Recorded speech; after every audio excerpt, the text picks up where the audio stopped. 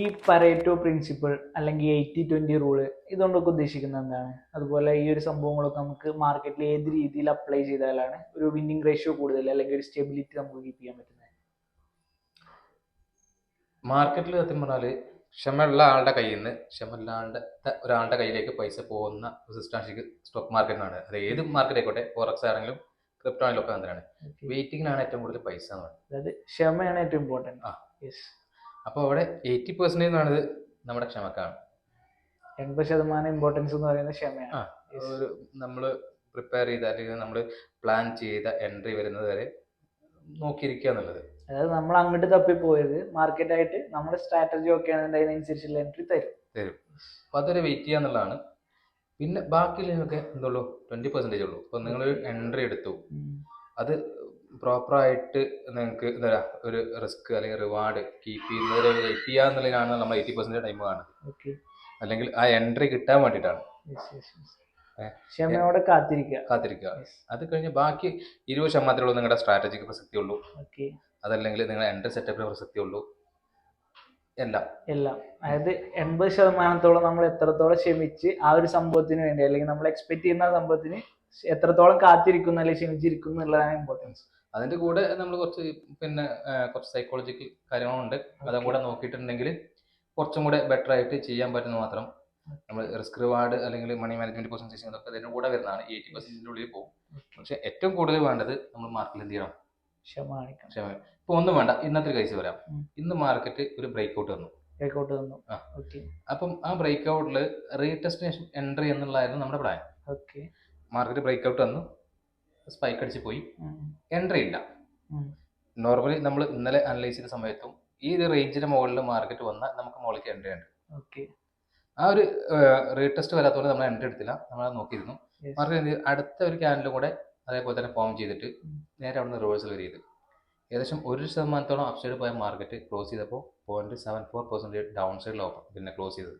1% up പോയത് close ചെയ്തത് 0.74% അത്ര താഴെ വന്നിട്ടാണ് ക്ലോസ് ചെയ്തത്. ബാങ്ക് നിഫ്റ്റിയുടെ കേസാണ് പറയുന്നത് ഇന്നത്തെ. അപ്പോൾ ഇത് നമ്മളവിടെ കണ്ടിരുന്നോണ്ടാണ് നമ്മളതിൽ പെടായിരുന്നത്. നമ്മൾ ക്ഷമ കാണിച്ചു. നമ്മളെ നമ്മൾ പ്ലാൻ ചെയ്ത് റീടെസ്റ്റ് ആണ്, റീടെസ്റ്റിനേഷൻ എൻട്രി എന്നുള്ളതാണ്. ആ റീടെസ്റ്റ് തരാത്ത ഒരൊറ്റ കാരണം കൊണ്ടാണ് നമ്മൾ അതിൽ എൻട്രി പോയിരുന്നത്. അത് തന്നില്ല എന്നുള്ളതുകൊണ്ട് എന്ത് ചെയ്യില്ല, നമുക്ക് ആ ട്രേഡ് മിസ്സായി. ഓക്കെ, അതിന് കാരണം എന്ന് പറയുന്നത് നമ്മുടെ സെറ്റപ്പ് അല്ല. നമ്മുടെ സ്ട്രാറ്റജി അവിടെ ഒരു ട്രേഡ് പറയുന്നില്ല. അപ്പൊ അതുകൊണ്ട് ആ ട്രേഡ് മിസ്സായി. പക്ഷെ അത് മിസ്സായതുകൊണ്ട് എന്ത് സംഭവിച്ചു?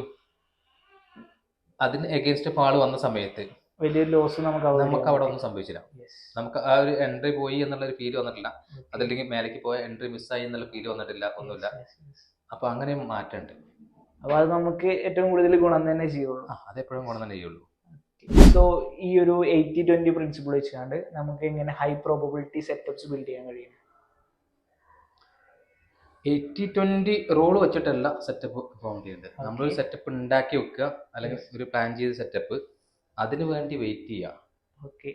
80-20 റൂൾ വെച്ചിട്ട് ശരിക്കും അത് നമ്മൾ ക്ഷമക്ക് ഇമ്പോർട്ടൻസ് കൊടുക്കുന്നു എന്നുള്ളതുകൊണ്ടാണ് 80% ക്ഷമ എന്നുള്ളതുകൊണ്ടാണ് പറയുന്നത്. ഓക്കെ, ഇപ്പൊ നിങ്ങൾ സെറ്റപ്പ് ചെയ്യുന്നുണ്ട്, ഏതെങ്കിലും ആയിക്കോട്ടെ, ഇൻഡിക്കേറ്റർ യൂസ് ചെയ്തിട്ടായിക്കോട്ടെ, അല്ലെങ്കിൽ വേറെ എന്തെങ്കിലും സെറ്റപ്പ്, അല്ലെങ്കിൽ CPR ആവാം, അതല്ലെങ്കിൽ പ്രൈസ് ആക്ഷൻ ആവാം, അല്ലെങ്കിൽ SMC ആവാം, ഏതായിക്കോട്ടെ.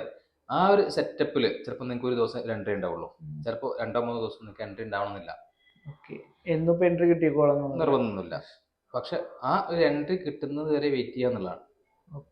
നോർമലി ഇപ്പം ഒരു ബിഗിനർ ആണെങ്കിൽ അയാൾ മാർക്കറ്റിൽ ഇരിക്കുന്ന സമയത്ത് ചിലപ്പോൾ പല ആൾക്കാരെയും കണ്ടിട്ടുണ്ട്, രാവിലെ ഇന്നലെ മാർക്കറ്റ് ചിലപ്പോൾ വയലൻ്റായിട്ട് മൂവ് ചെയ്തിട്ടുണ്ടാവും.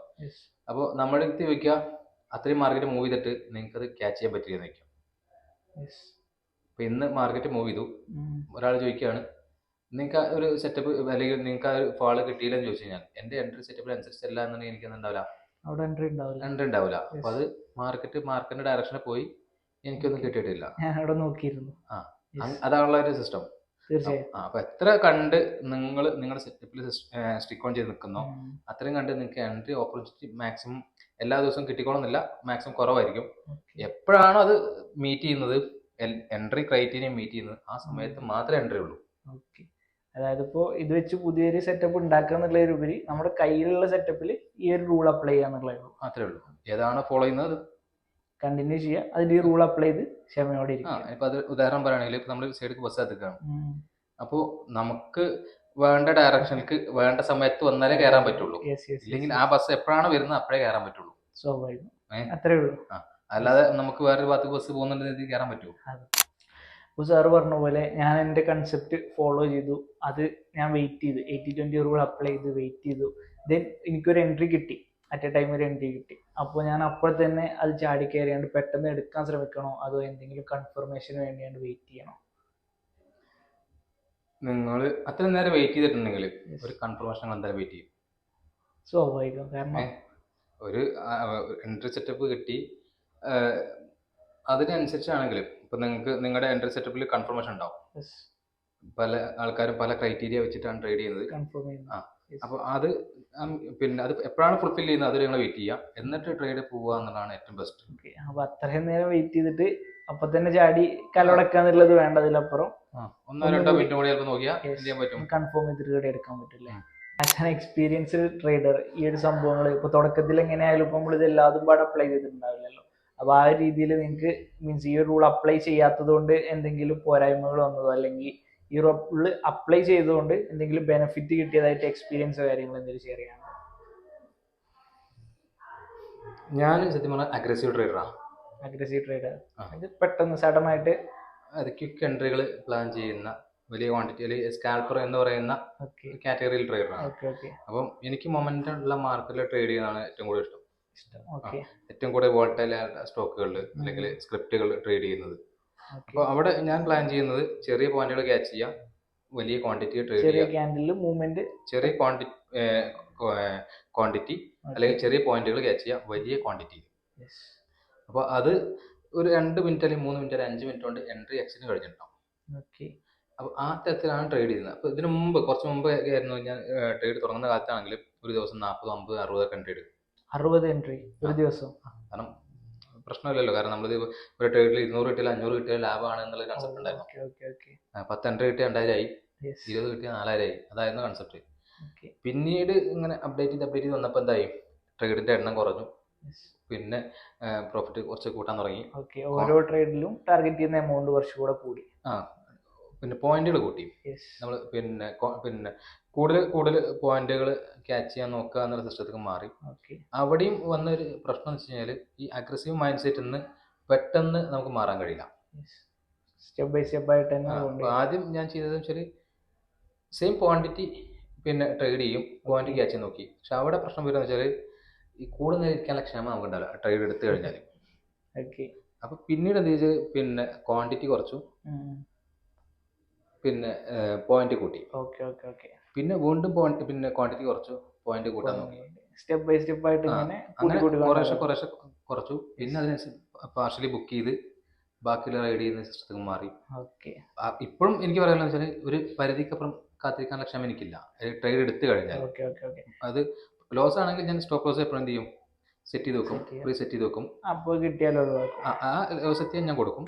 റീ എൻട്രി വേണമെങ്കിൽ പ്ലാൻ ചെയ്യും, പക്ഷേ SL കറക്റ്റായിട്ട് കൊടുക്കാൻ തുടങ്ങി. ഇതിനു മുമ്പ് SL കൊടുക്കൂല. അങ്ങനെ ഓരോന്നായിട്ട് പിന്നെ പഠിച്ചു വന്ന് ഇപ്പൊ കാണുന്ന സിസ്റ്റത്തേക്ക് മാറിയത്. ഇതിലും നമ്മളിപ്പം പിന്നെ പറഞ്ഞ രീതിക്ക് ആദ്യം ഉണ്ടായിരുന്ന ഒരു സിസ്റ്റം ഇപ്പോഴത്തെ സിസ്റ്റം എന്ന് പറഞ്ഞാൽ എൻറ്റയർലി ഡിഫറെന്റ് ആണ്. അത് നിങ്ങൾ തുടങ്ങിയപ്പോൾ ഉള്ള ഒരു സിസ്റ്റത്തിന് ഭയങ്കരമായിട്ടുള്ള അപ്ഡേഷൻ ഈ ഒരു സ്റ്റേജ് എത്തിയപ്പോഴേക്കും വലിയ അപ്ഡേഷൻ, നല്ല മാറ്റമുണ്ട്. നമ്മൾ ഓരോ പോരായ്മ നമ്മൾ നോട്ട് ചെയ്ത് വെക്കും, അത് അടുത്ത് തിരുത്താൻ നോക്കും. ചിലപ്പം നമുക്ക് അന്നത് ഐഡന്റിഫൈ ചെയ്യാൻ പറ്റില്ല, കാരണം അടുത്ത ദിവസം നോക്കും. അപ്പോൾ നമ്മൾ എപ്പോഴും ഏറ്റവും നല്ലത് വെച്ചാൽ നിങ്ങൾ ഒരു ട്രേഡ് ചെയ്ത് കഴിഞ്ഞിട്ട് അടുത്ത ദിവസം നിങ്ങളുടെ PNL അപ്ഡേറ്റ് ചെയ്യുന്ന സമയത്ത് ഒന്ന് ട്രേഡ് പിന്നെ ബാക്കപ്പ് എടുത്ത് നോക്കി കഴിഞ്ഞാൽ എത്ര ബ്രോക്കറേജ് പോയിട്ടുണ്ട്, എത്ര ചാർജ് വന്നിട്ടുണ്ടോ കാണാൻ പറ്റും.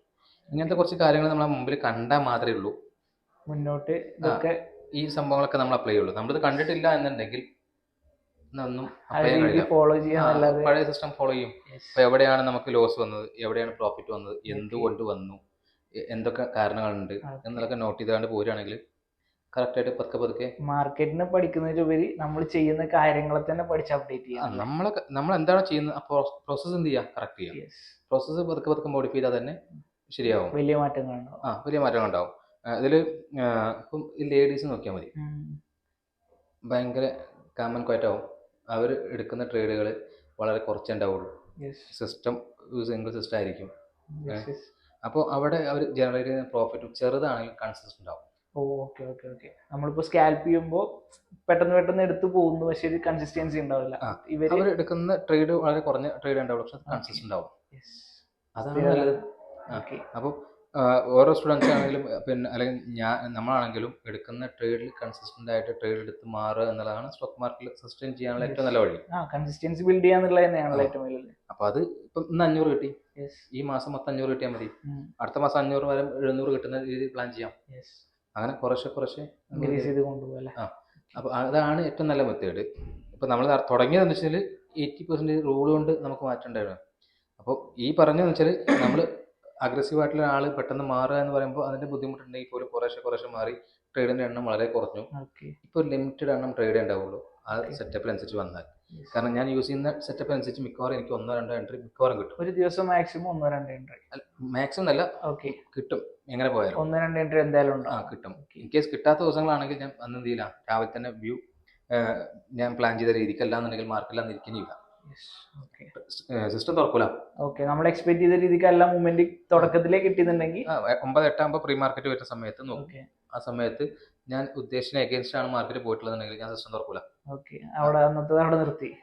പിന്നെ എപ്പോഴാണോ ഞാൻ ഉദ്ദേശിച്ച ഡയറക്ഷനിൽ മാർക്കറ്റ് വരുന്നതെന്നുണ്ടെങ്കിൽ അതുവരെ മൊബൈലിൽ നോക്കും, പക്ഷെ മൊബൈലിൽ ട്രേഡ് ചെയ്യില്ല. മാർക്കറ്റ് വാച്ച് ചെയ്യും, ട്രേഡ് ചെയ്യാൻ സിസ്റ്റം ഓപ്പൺ ചെയ്യും. അത് ക്ഷമയുടെ ഭാഗമായിട്ട് ഞാൻ മാറ്റി. പിന്നെ ബ്രോക്കറുടെ ആപ്പ് പതുക്കെ നിന്ന് റിമൂവ് ചെയ്താണ്. അല്ലെങ്കിൽ നമ്മൾ പഴയ അഗ്രസീവ് മനുഷ്യർക്ക് പോകും എന്നൊരു പേടിയുണ്ട്, അങ്ങനെ ചെയ്തു വെച്ചാണ്. അപ്പൊ അതുകൊണ്ടാണ് ഏറ്റവും നല്ലത് നിങ്ങളെ സെറ്റപ്പിനനുസരിച്ച് ട്രേഡ് വരുമ്പോൾ ട്രേഡ് എടുക്കുക. അതേപോലെ നിങ്ങൾ റൂള് ബിൽഡ് ചെയ്യാം. ഇന്നതുപോലെ ഇന്ന കാര്യങ്ങൾ വന്നാൽ ഇങ്ങനെ ചെയ്യാം, അത് ഇന്ന സമയത്താണെങ്കിൽ ഏറ്റവും നല്ലത്, ഇന്ന സമയത്ത് മാത്രമേ ട്രേഡ് ചെയ്യുള്ളൂ, ഇത്ര സമയം മുതൽ ഇത്ര സമയം വരെ എൻട്രി, ഇത് കഴിഞ്ഞ എൻട്രി ഇല്ല, ഇത് കഴിഞ്ഞ പിന്നെ മാർക്കറ്റിൽ ഇരുന്നിട്ട് കാര്യമില്ല. അങ്ങനെ ഒരു സെറ്റപ്പ് റൂൾ ഉണ്ടാക്കുക.